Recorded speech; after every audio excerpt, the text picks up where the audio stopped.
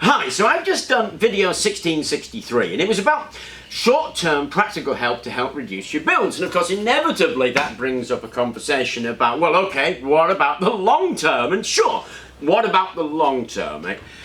And I get lots of suggestions, but they basically range from it's the evil government who are to blame, so let's have a revolution. It's the devil companies, so we should tax them into hell. Or it's us, there's just too many of us, so let's sterilise a few and we'll be okay. Now, to be honest, they all seem a little bit extreme to me and not the kind of things I can agree with, because I'm basically at heart, a humanist with the sense that people are just generally good. So I can't really join any of those camps, and to my mind, actually, I don't think the problem is in fact that difficult. If you have a look at a graph of the world population, and you see over the past 50 years it's shot up. If we equally have a look at a graph of the increase in the size of the world, you would notice it's just a straight line. So the population is getting bigger, but the world is not. Oh, by the way, the rate of growth of population is in fact slowing down dramatically. So although the population will continue to grow, it's expected to kind of level out a little bit, not to be standing room only, so to speak. So I would say it's pretty obvious. There's a resource problem going on, and it's going to be one of two things. Either there aren't enough resources, or there's plenty of resources, we're just not using them very well. This idea of population growth set against resources is not a new idea. It was Thomas Malthus in 1766, 1830 something or other, who first brought it up, and here's was his suggested solution. Now logically, of course, you couldn't really argue with what Malthus was saying. But given that I draw the line at murdering half the population of the world till they sleep in their beds, and that old Malthus was just wrong, I tend to balk at that as an idea, and so I have a different view. I mean, Malthus was wrong for lots of reasons, but the main reason was he didn't foresee the technological advancements that occurred in that period, and we know that because we're still here. So logically, Malthus was correct, and he had the mathematics to prove it, but historically, of course, he was wildly inaccurate and morally pretty repugnant to my sense of morals, which is why I choose to believe that, in fact, it's not an issue of lack of resources, but much more an issue of how we manage the resources that we've got. An example of what I mean might be in the world of batteries, because of course lithium batteries are the darling of the battery world, and the usual response is, let's stick a lithium battery in absolutely everything and everywhere. And if we try to do that, then it's quite likely there isn't enough lithium in the world to be able to do it. And is that a problem? Well, I would argue not. Because I would say that there are in fact a ton of ways to achieve that storage. I mean, you're thinking about things like gravity batteries, pumped hydro, flywheels, CO2 storage, thermal batteries. The list just goes on of alternative kind of batteries you could be looking at. And of course, looking at batteries really means sticking them in appropriate situations. So a gravity battery is probably not a good idea when it comes to an electric car. But equally I would say that lithium batteries are not a good idea when it comes to grid storage. There are better alternatives out there for very many reasons, including environmental, as well as the sense of using a thing that's appropriate for the job. So what we need is energy storage. And we just have a ton of resources for that can be seen as virtually inexhaustible. I mean, gravity batteries are very little more than rocks dropped down mine shafts. Pumped hydro is just a big lake on a hill. We could do hydro by building dams in the sea, letting them fill up on high tide and drain out at low. There's just a ton of resources that we could be utilising that we just don't, because what people are looking at is the Cinderella in the dress and thinking of sticking that everywhere. We're just looking at lithium, and yet there isn't enough lithium, and we say, oh, that's a problem. But it isn't. The problem is not looking at the appropriate resources and managing those resources It's not the lack of lithium per se. And another example would be in generation. You very often find people saying, nuclear, that's the answer. Thorium, that's the answer. Wind, that's the answer. Solar, that's the answer. Chances are, none of those are a single pill for all ills. Chances are, no one answer is the right answer. It's about using an appropriate answer for the problem you've got. So in sunny countries, deserts, solar's awesome as long as you have somebody to dust off all the solar cells. It's a brilliant answer.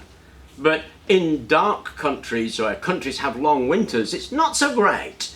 There are plenty of places that have huge amounts of wind all of the time and plenty of places that don't. So there's just a spread of answers that can be applied. And in generation, of course, you're looking at centralized generation versus home generation or decentralized generation. And quite often, decentralized generation is very appropriate, particularly if you don't have a good grid. So it's not about the resource itself that we've highlighted on.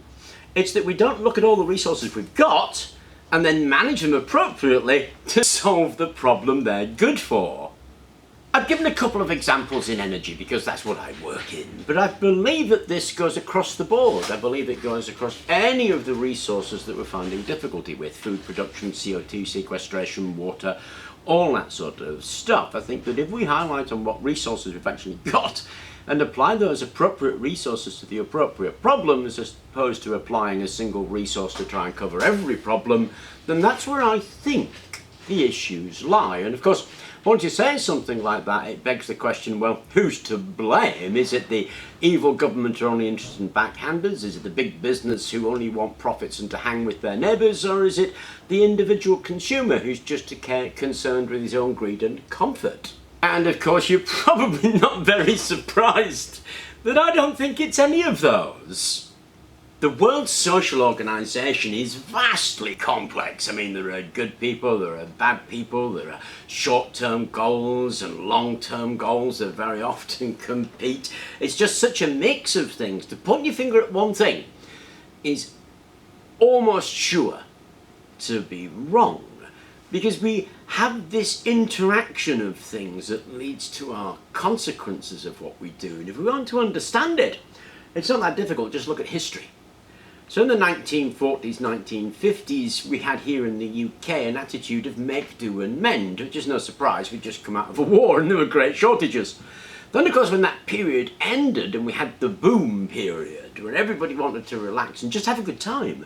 And, of course, that's when all the babies were born. I myself am a product of the baby boom.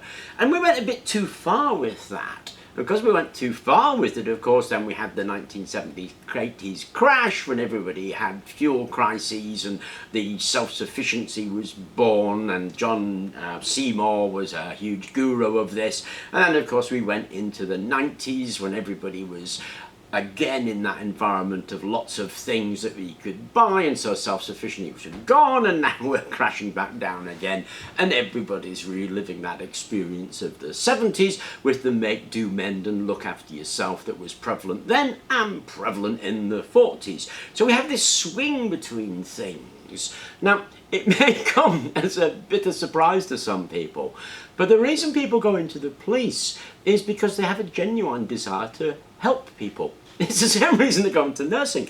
And believe it or not, when people go into politics, that's actually the bulk of desire, is to do something good. And like all things, of course you get abuses of power, of course you get mean people, but that's not actually why people go into these things. They're doing it because they genuinely want to help. Even people who say smash the government and make a political statement like that are doing so because they want something better. So there's that desire for us to do better. And of course, doing better means, to my mind, matching that resource and problem. So how do we do that? Of course, it doesn't happen magically. We do actually have to do something. And the problem with change is it's often a bit painful, but we still have to do something about it. Now, curious enough, big companies make stuff that people buy. Now, there's a thought. If we don't buy it, they don't make it. If we buy it, they'll make it. When you look at the iPhone, you'll see people queuing around the street to buy this thing. I mean, it's astounding to my mind, because the iPhone has an awful lot of problems. But still, people will queue up for it. That's why companies make stuff. We don't buy it, they won't make it. And you may not like this, but the government actually reflects the society, because at the end of the day, we do vote them in, and are in fact a reflection of us, good and bad. And change does come when we make that change. And of course we're in a crisis at the moment, and that means making that change. And so there are things you can do about it, and they're not that difficult. Don't buy tut that you don't need. Use slightly less than you were using because you don't need to use it anyway. Maybe do a little bit of home generation to ease that pressure on the overall generation. And these may not seem like great things, and in fact they're not great things, but there are 8 billion of us, and if we all did a little bit of that, boy would that make a difference. So change comes from society within. Change comes from our desire to do it, and it ripples through the whole of society. And it will kick and scream, and there will be problems. There'll be redundancies in some sectors and jobs in other sectors. And just like in the 1970s, we'll have a bit of a crash, realign ourselves, carry on as per normal until we come to the next one. Anyway, I hope you enjoyed the video. Thank you very much for watching, and please do remember to like and subscribe.